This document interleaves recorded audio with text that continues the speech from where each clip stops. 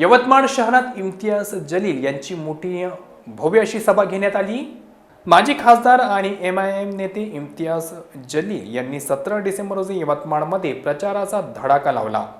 माजी नगरसेवक सलीम सागवान आणि शहजाद सागवान यांच्या प्रचारासाठी आयोजित करण्यात आलेल्या सभेत जलील यांनी बिहारचे मुख्यमंत्री, यूपीचे भाजपचे मंत्री आणि राज्यातील सत्ताधारी महायुतींवरही जोरदार प्रहार केला। बिहारचे मुख्यमंत्री नितीश कुमार यांनी एका मुस्लिम महिला डॉक्टरसोबत केलेल्या कथित असभ्य वर्तणुकीचा जलील यांनी खरपून समाचार घेतला, तर उत्तर प्रदेशच्या एका मंत्र्याने या प्रकरणावर दिलेल्या वादग्रस्त वक्तव्याचा संदर्भ देत इम्तियाज जलील आक्रमक झाले। आमच्या महिलांच्या सन्मानाला धक्का लावणाऱ्यांचे आम्ही हात तोडणार असा थेट आणि तीव्र इशारा त्यांनी यावेळी दिला। या सभेमुळे यवतमाळातील राजकीय वातावरण चांगलेच तापले आहे। एमआयएम आणि सलीम सागवान आणि शहजाद सागवान यांच्या समर्थकांनी यावेळी मोठी गर्दी केली होती। यावेळी त्यांनी यवतमाळ नगर परिषदेसाठी एमआयएमच्या सर्व उमेदवारांना विजयी करण्याचे आवाहन या प्रचार सभेतून केले।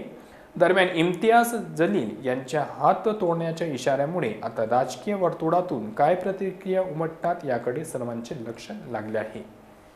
तो मंत्री का बयान वो वीडियो में सुनिए, आप देखिए। आप वो कह रहा है कि क्यों इतना बवाल कर रहे हो, सिर्फ नकाब तो खींचा है, अगर इधर उधर कहीं हाथ लगा देता तो तुम क्या करते। यानी कि उस मंत्री की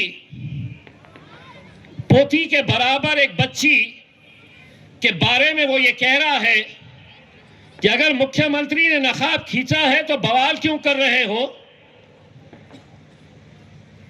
अगर उनने कहीं उसको हाथ लगा देता, कहीं उसका हाथ और लग जाता तो तुम क्या करते। मैं बताता हूं तुमको क्या करते हम। इम्तियाज जलील का जवाब सुन। तू उत्तर प्रदेश का मंत्री होगा, अगर तू ये समझ रहा है कि तू मेरी बच्ची को कहीं हाथ लगा देगा और हम खामोश बैठेंगे, अगर तू हमारे सामने होता तो तेरा हाथ तोड़कर दूसरे हाथ में दे डालते हम। कोई हिजड़े नहीं है, कोई दूसरी जमात के हम नेता नहीं है, जहां पर हम अपनी बच्चियों की ऐसी बेइज्जती, ऐसी शर्मनाक बात हम सुनेंगे